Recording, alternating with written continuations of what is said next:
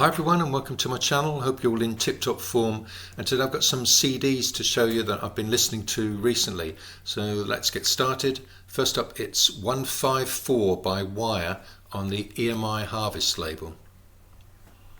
By the time Wire started in the autumn of 1976, they realised that the Sex Pistols had already defined the punk sound, so they merely used the burgeoning punk scene as a platform to start up their career. Their musical interests actually lay more in the art pop and art rock sphere. So signing to EMI Harvest was actually a good move for them, as EMI Harvest at that time was famous for its roster of progressive rockers and art rockers from the pre-punk era. The title of their debut album, Pink Flag, was actually a sly nod of acknowledgement to Pink Floyd, who'd signed to EMI Harvest a few years before. This was their third album, 154, came out in 1979. The increased use of synthesizers and the bleak, melancholy tunes certainly owed a debt, I think, to early 70s Pink Floyd. The lyrics, however, were certainly tailored to the bleaker landscape of late 70s England. There's a darkness in them, bereft of any hippie ideals of love and peace. The gift for achingly beautiful tunes lifts this to another level for me. The tracks The 15th and map reference 41 degrees north, 93 degrees west are a good place to start if you've not heard them before. And next up, it's the Millennium and Begin on the Rev-Ola label. And this came out originally in 1968 on Columbia and was the studio project of producers Kurt Butcher and Keith Olsen. Butcher's CV at that time included producing the associations Along Comes Mary and Cherish, and that sunshine pop sound is all over this album. The producers were let loose on the newly installed 16-track studio at Columbia, and by the time the suits at Columbia had realised what was going on, they'd clocked up a bill of $100,000, and this made it the most expensive album to be released in 1968. There's hippie-ish lyrics and psych sounds, but melded to MOR vocal harmonies and exquisite string orchestrations. If you love late 60s Brian Wilson and the pop harmonies of, say, the Mamas and Papas or Free Design, this will really blow your mind. Next up, it is a various artist compilation called Pop on Top, the cream of Australia's power pop crop, and this came out on the Bomp label. The compilation was put together by the Australian label Spinning Top for Bomp. I love Australian garage rock and power pop from the 1980s. Unfortunately, these tracks were all recorded in the mid-90s. Energy levels had dipped, certainly from the 1980s heyday. The older musicians here had produced their best work in the previous decade. So, for example, Don Mariani, who's represented here by DM3, had been involved in the Stems in the 1980s. The Chevelles, who are still going strong today, the Summer Suns and Ice Cream Hands are certainly worth checking out on this CD though. And next, it's a stone cold classic debut album, Marquee Moon Television, on the Elektra label. Tom Verlaine and Richard Lloyd, I've always thought, updated the twin lead guitar format of Quicksilver Messenger Service for the New York punk scene. Tom Verlaine's love of beatnik poetry, The Doors and Arthur Lee's love made Elektra their ideal home. The track on this album is a tour de force, and the guitar playing is just out of this world. There's a staccato style to the playing, and also in the guitar arpeggios as well. The guitar interplay between Verlaine and Lloyd is simply magical. I was lucky enough to see the original four-piece lineup live and was just blown away with how they interpreted the songs on this album. The liner notes say that Tom Verlaine wanted Blue Note legendary producer, jazz producer Rudy Van Gelder to produce the LP. Eventually, though, they settled on Andy Johns. They liked the fact that his background was as an engineer, because they didn't want a producer with lots of ideas on how they should sound in the studio. The result is that Marquee Moon has a live in the studio electricity, which means that it's never dated.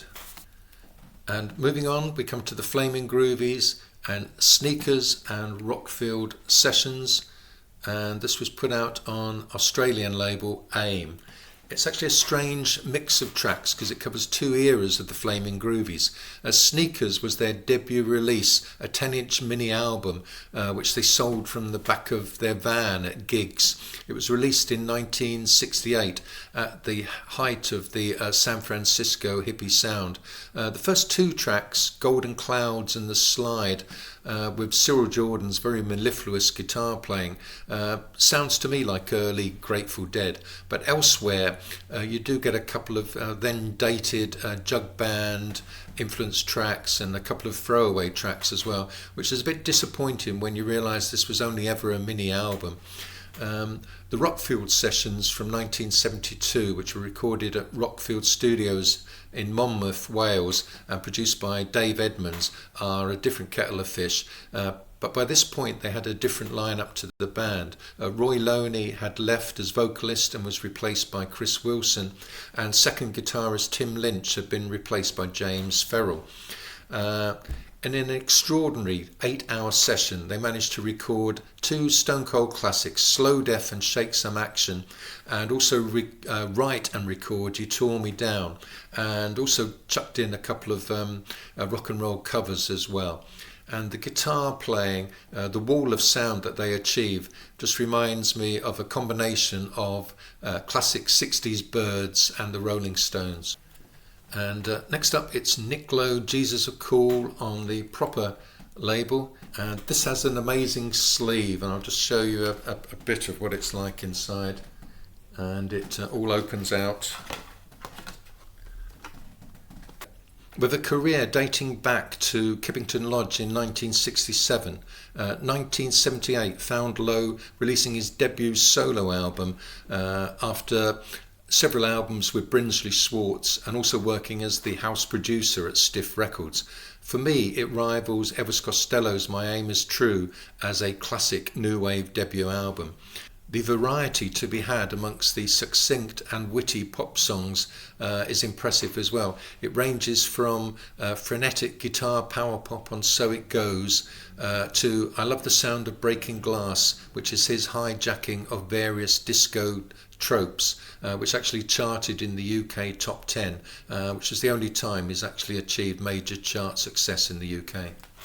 And moving on, we come to the BONZO Dog Band and the Doughnut in Granny's Greenhouse, and this was out on the EMI label.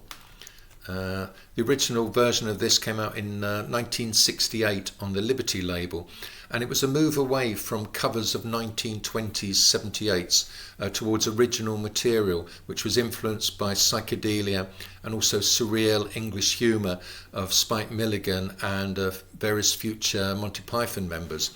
It was around this time that the BONZO Dog Band were on the children's programme Do Not Adjust Your Set, and the writers and performers included Eric Idle, Terry Jones and Michael Palin, who obviously went on to Monty Python soon after.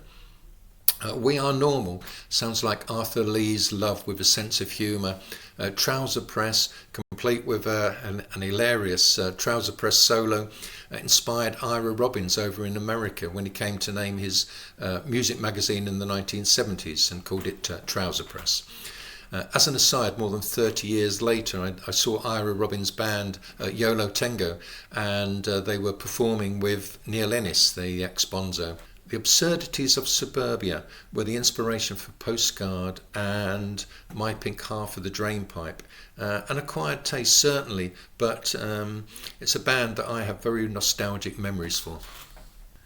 Okay, here's Bandograph Generator and the Aerosol Grey Machine, and this came out on the Fee label. It's their debut album, and it's often been overlooked as it was their sole release on Mercury before they then signed to Charisma. Actually started off as a solo album by Peter Hamill. He writes in the liner notes, probably with tongue very much in cheek, since it began as a solo album, Aerosol has, thankfully, more a twist towards the neo-love songs rather than neo-naff mystical. It certainly has an immediacy from being recorded largely live in the studio to a very tight deadline of a week. And it was recorded in that period between the dying embers of psychedelia and the emergence of progressive rock. And the future's certainly there to be heard on the opening track Afterwards, and on the final track Necromancer. And next up, yet another classic debut album. Theme seems to be emerging here, which I didn't realise, and it's the Specials, and the album The Specials on two-tone. This came out in 1979 and was produced by Elvis Costello. At the time, they were very much a breath of fresh air from the iconic sleeve, the inspired covers of Prince Buster, Toots and the Maytals and Dandy Livingstone, and also originals addressing the issues being faced by young people living in English inner cities at the time, no more so than on the track Concrete Jungle. My only slight criticism would be the occasional holier-than-thou finger-pointing on tracks such as Too Much Too Young and Little Bitch. It's Jackson Browne and Late for the Sky on Asylum, and this was his third album. It was released in 1974, arguably his masterpiece. Certainly Bruce Springsteen thinks so, as he referred to it when he inducted Browne into the Rock and Roll Hall of Fame. His lyrics on this album dazzle. Just go and read them to the track The Late Show, and it's like street poetry. It's a style of writing that Springsteen embraced from Born to Run onwards. The musical backing from his tour band, most notably David Lindley on electric guitar, lap steel guitar and violin, and also the strong melodies drive you along to a very satisfying conclusion. And now we have Cliff Wade and Looking for Shirley, the Pop-Sike world of Cliff Wade, and this was put out on the Edsel label. This is a real obscurity, which certainly was when it was released back in 2001. At this point, Wade had released only one solo single, and that was back in 1969 on the short-lived Morgan Blue Town label. He went on to be a member of Fickle Pickle, and in recent years they've had their catalogue, including various unreleased tracks, put out on CD. This CD is made up of tracks recorded in Morgan Blue Town Studios in '69 for a proposed album, but unfortunately by the time they'd been recorded the label had folded. The songs have Wade on acoustic guitar or piano, some have added strings. The photos in the booklet here reveal him as a very charismatic presence, and if you like late 60s Pop-Sike of say Roy Wood, or the Baroque pop of the Zombies circa Odyssey and Oracle, or even the Toy Town pop music of John Pantry, there's a lot to discover here. And finally we've got Fountains of Wayne, and yet another debut album, and a self-titled album put out on Atlantic in 1996. The New York-based duo Chris Collingwood and Adam Schlesinger were consummate pop songwriters.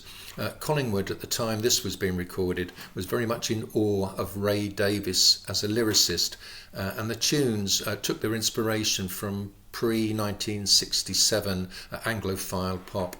It was recorded quickly by the duo, playing all the instruments except for bass guitar, and Radiation Vibe and Sink to the Bottom should have been hits.